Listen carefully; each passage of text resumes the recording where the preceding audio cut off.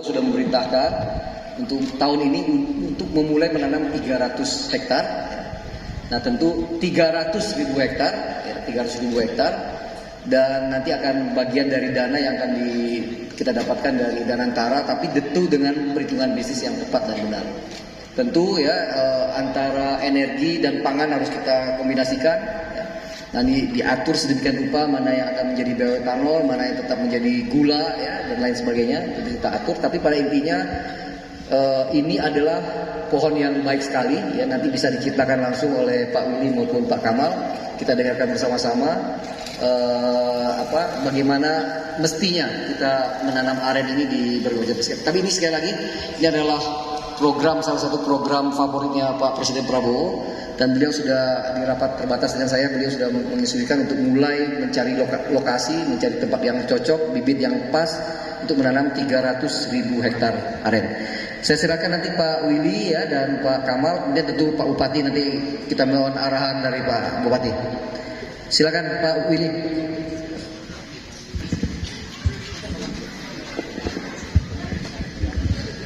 Terima kasih banyak Bapak Menteri. Selamat siang semuanya. Saya juga tidak akan sebut satu persatu karena ada lebih banyak materi yang menarik terhadap arennya sendiri. Kenapa aren ini adalah begitu spesial? Apa yang membuat aren yang begitu tertariknya Pak Prabowo? Pak Prabowo berasal dari daerah Sulawesi Utara, di mana saya juga nikah dan saya harus membayar mas kawin 6 pohon aren. Jadi kalau bisa mendapat istri yang cantik dengan hanya 6 pohon aren, ini berarti mesti ada rahasianya. Saya mulai mempelajarinya selama 45 tahun ini dan ternyata tidak kecewa dengan apa yang saya menemukan. Karena aren ini menghasilkan lebih dari 65 jenis produk, bahkan lebih daripada pemanfaatan pohon kelapa ini.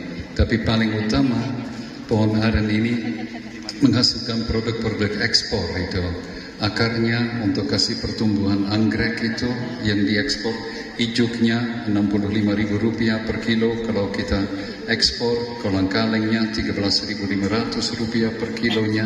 Setiap daun itu 1 kilo ijuk, jadi satu pohon itu sudah ada kurang lebih Rp2 juta hanya dari ijuknya kalau kita memasarkannya bersama. Jadi nanti program aren ini harus dilakukan dengan penggunaan optimal daripada semua produk. Kolang-kalengnya itu juga bisa menjamin keamanan pangan. Ya, kita juga ada gulanya. Kalau betul-betul ada musim paceklik atau ada apa-apa, pohon aren tidak pernah kekang kering karena akarnya 6-8 meter di bawah tanah masih ada air yang dia bisa meresap membawa ke atas ini. Dan yang khas juga dari pohon aren ini adalah bahwa dia tidak menggunakan apa-apa dari tanah, karena apa yang tadi kita minum itu adalah air dengan gula.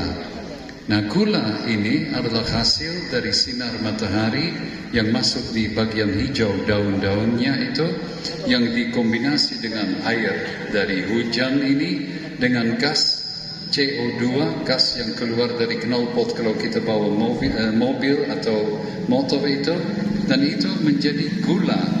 Dan gula ini bisa dijadikan bahan bakar apapun, terutama etanol.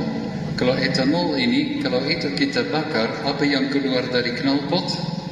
Hanya CO2 kembali dengan air, tidak lain. Jadi tidak ada polusi.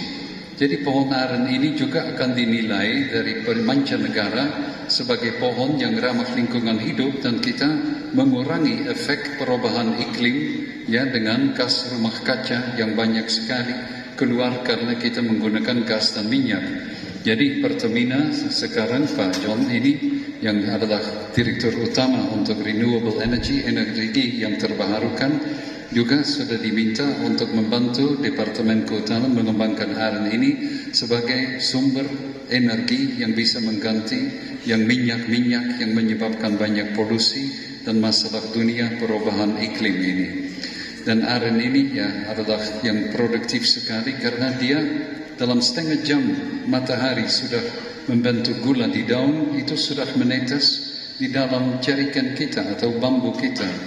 Dan kalau teknik penyadapannya baik ini dan pohonnya baik, produksinya luar biasa. Nanti Pak Kamal bisa cerita mengenai pohon unggul yang saya sendiri sudah pergi dan melihat secara seksama, melihat dan ceknya.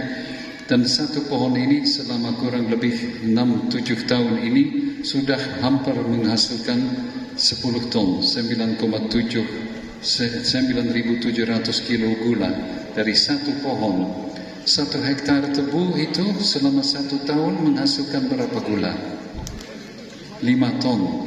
Berarti satu pohon itu menghasilkan sama banyak gula dengan setengah hektar tebu. Tanpa perlu pupuk kalau dia sudah besar itu. Tidak ada hama dan penyakit pada pohon aren itu.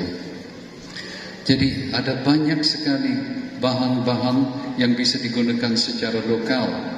Ya, ada obat-obat akar aren ini yang serabut itu direbus terus sampai kurang ketinggalan 1/4 airnya, kita kumur, bisa hilang sakit giginya. Kita ambil akar-akar yang panjang bulat, memanjang, potong pendek, rebus, kembali yang sama kita minum 1 sloki setiap malam, batu ginjal bisa habis.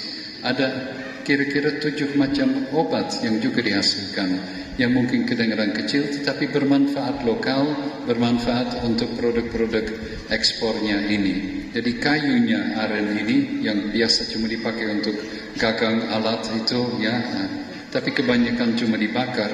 Itu kalau dijadikan parket yang papan-papan kecil yang dijadikan lantai, itu kuat sekali, tidak perlu pakai pernis atau apapun, tidak pernah akan tergores, dia tetap licin, tidak seperti kayu kelapa. Dan ini juga bisa menjadi produk ekspor. Jadi ada penciptaan lapangan kerja yang luas sekali. Terus yang karbon ini, akarnya yang mati di tanah tetap meninggalkan bahan organis yang bisa menahan air, sehingga tanah seluruhnya menjadi lebih subur dan tanaman lain juga bisa manfaatkan air yang tidak hanyut, yang tetap akan tersedia. Dan akar yang membusuk di dalam tanah tinggalkan karbon, bahan organis yang akan ada di sana untuk ratusan tahun. Dan itu juga akan dibayar dari luar negeri sebagai usaha untuk menyerap karbon dari udara dan menyimpannya di tanah. Ada banyak macam-macam teknik penyadapan yang harus kita ajarkan untuk mendapat hasil yang optimal ini. Karena kalau orang yang tua itu rata-rata menghasilkan 3 kali lebih banyak nira per tangkai bunga daripada orang muda.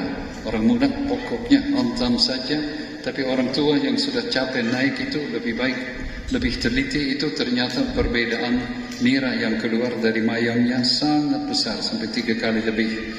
Jadi ilmunya ini akan nanti melalui penyuluh-penyuluh kita menyebarkan, dan akan ada tempat pelatihan juga penyediaan bibit unggul. Kalau yang ini kami belum tahu, dan nanti ada teknik-teknik untuk merangsang pembungaan, merangsang untuk mengalir nira. Jadi ilmunya sudah tersedia sekarang. Sekarang masalah yang paling berat adalah airnya yang ada di nira. Karena untuk membuat gula atau etanol, kita harus menghilangkan airnya. Untuk menghilangkan airnya, kita membutuhkan energi. Dan itu umumnya orang menggunakan kayu. Kalau kita nanti semua menyadap aren dan sebenarnya sebuah hutan habis, ya jadi longsor lagi, jadi lagi banjir, ya ini tidak bisa.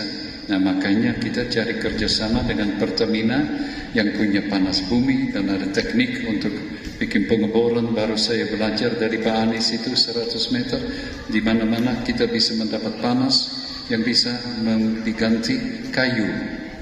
Dan ini kita juga bisa mungkin menggunakan sampah yang dijadikan energi. Ada juga sisa-sisa pertanian mungkin yang rumput dari padinya misalnya, yang bisa juga menjadi biochar dan itu menjadikan energi. Ada solusi-solusi lainnya. Ya, ini yang akan kita kembangkan sebagai program bersamaan. Jadi mungkin saya bisa cerita berapa jam.